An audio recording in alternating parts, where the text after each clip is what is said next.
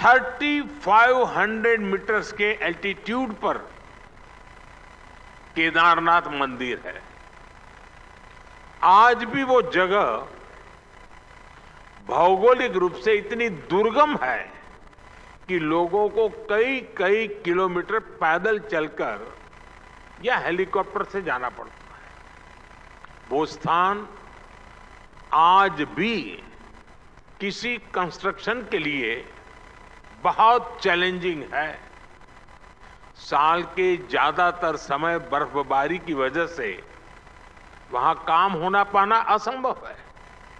लेकिन आप ये जानकर हैरान रह जाएंगे कि केदार घाटी में इतने बड़े मंदिर का निर्माण 8वीं शताब्दी में हुआ था। उसकी इंजीनियरिंग में कठोर वातावरण और ग्लेशियर का पूरा ध्यान रखा गया। यही नहीं, मंदिर में कहीं भी मॉर्टर का इस्तेमाल नहीं हुआ है। लेकिन वो मंदिर आज तक अटल है। इसी तरह दक्षिण में राजा चौल द्वारा बनाए गए बृहदीश्वर मंदिर का भी उदाहरण है। मंदिर का आर्किटेक्चरल लेआउट, हॉरिजॉन्टल और वर्टिकल डायमेंशंस, मंदिर की मूर्तियों, मंदिर का हर हिस्सा अपने आप में आश्चर्य लगता है। फ्रेंड्स, मैं जिस गुजरात राज्य से आता हूं, वहां धोलावीरा और लोथल जैसे स्थान है। धोलावीरा में 3000 से 1500 बीसीई पहले जिस तरह की अर्बन प्लानिंग थी, जिस तरह का वाटर मैनेजमेंट सिस्टम और व्यवस्थाएं थी, वो 21वीं सदी में भी एक्सपर्ट्स को हैरान करते हैं। लोथल में भी दुर्ग और लोअर टाउन की प्लानिंग, स्ट्रीट और ड्रेन्स की व्यवस्था, ये उस प्राचीन सभ्यता के आधुनिक स्तर को बताता है। फ्रेंड्स, भारत का इतिहास और भारतीय सभ्यता ये सामान्य इतिहास बोध से कहीं ज्यादा प्राचीन और व्यापक है। इसलिए जैसे जैसे नए तथ्य सामने आ रहे हैं, जैसे जैसे इतिहास का वैज्ञानिक वेरिफिकेशन हो रहा है, हमें अतीत को देखने के नए दृष्टिकोण विकसित करने पड़ रहे हैं। यहां मौजूद वर्ल्ड एक्सपर्ट्स को उत्तर प्रदेश के सिनौली में मिले सबूतों के बारे में जरूर जानना चाहिए। सिनौली की फाइंडिंग्स कॉपर एज की हैं, लेकिन ये इंडस वैली सिविलाइजेशन की जगह वैदिक सिविलाइजेशन से मेल खाती है। 2018 में वहां एक 4000 साल पुराना रथ मिला है। वो हॉर्स ड्रिवन था।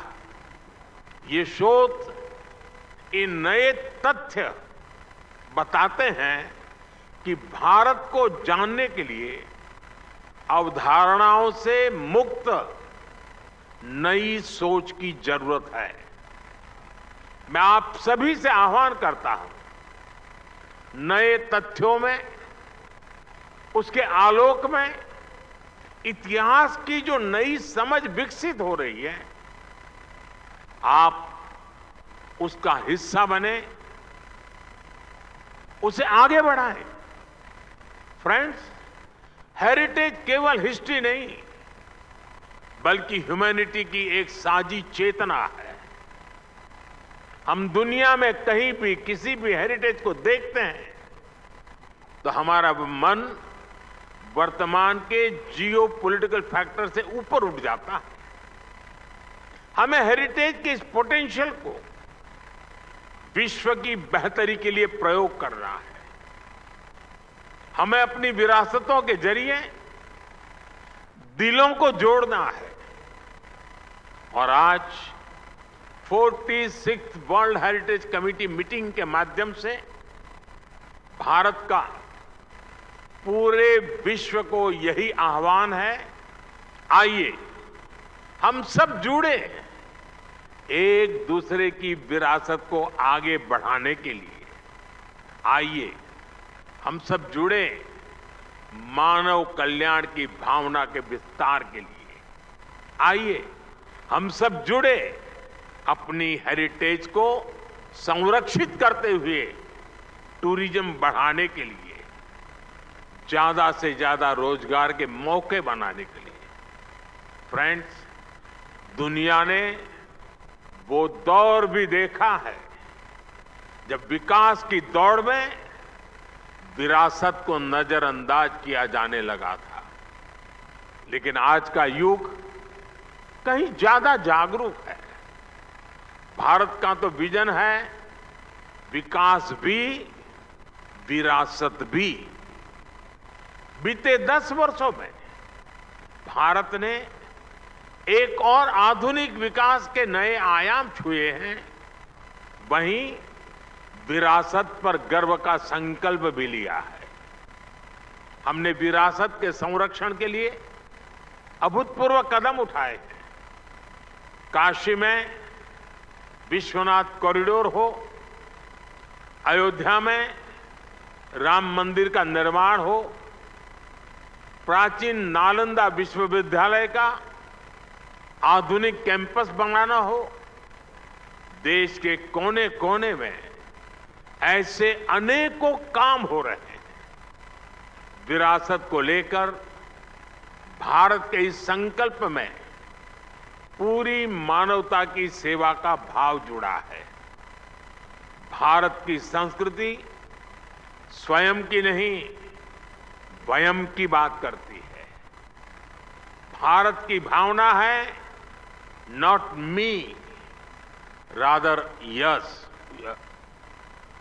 इसी सोच के साथ भारत ने हमेशा विश्व के कल्याण का साथी बनने का प्रयास किया है। आज पूरा विश्व इंटरनेशनल योग दिवस मनाता है। आज आयुर्वेद विज्ञान का लाभ पूरी दुनिया को मिल रहा है। ये योग, ये आयुर्वेद, ये भारत की वैज्ञानिक विरासत है। पिछले साल हमने G20 समिट को भी होस्ट किया था। इस समिट की थीम थी one earth, one family, one future. इसकी प्रेरणा हमें कहां से मिली? इसकी प्रेरणा हमें वसुधैव कुटुंबकम के विचार से मिली। भारत फूड और वाटर क्राइसिस जैसे चैलेंजिंग के लिए मिलेट्स को प्रमोट कर रहा है। हमारा विचार है माता भूमि ही पुत्र अहम पृथ्वी यह, अर्थात ये धरती हमारी मां है, हम उसकी संतान है। इसी विचार को लेकर आज भारत इंटरनेशनल सोलर अलायंस और मिशन लाइफ जैसे समाधान दे रहा है। साथियों, भारत वैश्विक विरासत के इस संरक्षण को भी अपनी जिम्मेदारी मानता है। इसलिए हम भारतीय विरासत के साथ साथ ग्लोबल साउथ के देशों में भी हेरिटेज संरक्षण के लिए सहयोग दे रहे हैं। कंबोडिया के अंकोर वाट, वियतनाम के चाम टेम्पल्स, म्यांमार के बागान में स्तूप, भारत ऐसी कई धरोहरों के संरक्षण में सहयोग दे रहा है। और इसी दिशा में आज मैं एक और अहम घोषणा कर रहा हूं। Bharat UNESCO world heritage centre के लिए $1 मिलियन का कंट्रीब्यूशन करेगा।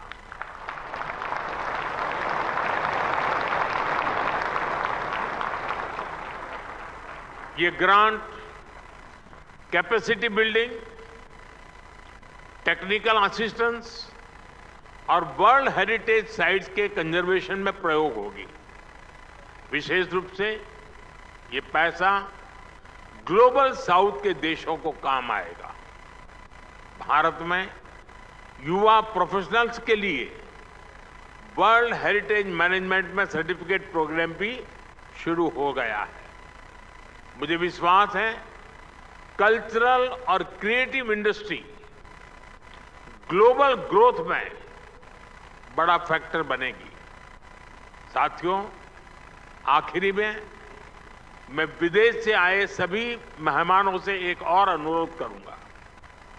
आप भारत को जरूर एक्सप्लोर करें।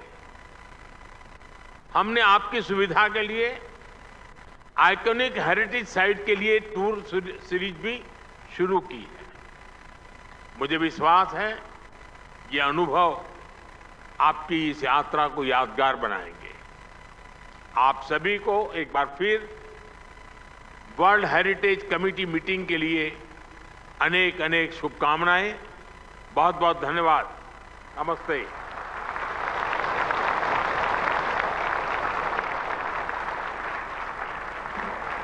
Thank you so much, Honorable Prime Minister, for gracing us with your presence. आपका हार्दिक आभार माननीय प्रधानमंत्री जी, अपने दृष्टिकोण से हमें प्रेरित करने के लिए, अपने सुविचार हमारे साथ साझा करने के लिए आपका बहुत बहुत आभार माननीय प्रधानमंत्री जी। और विकास भी और विरासत भी के मंत्र को एक बार पुनः हमारे साथ साझा करने के लिए और रेखांकित करने के लिए और इसका आह्वान करने के लिए भी आपका हार्दिक आभार माननीय प्रधानमंत्री ji. And we thank all our distinguished guests and esteemed delegates and I extend a heartfelt gratitude for joining us on this prestigious event. Let us work with enthusiasm and a shared commitment to safeguarding our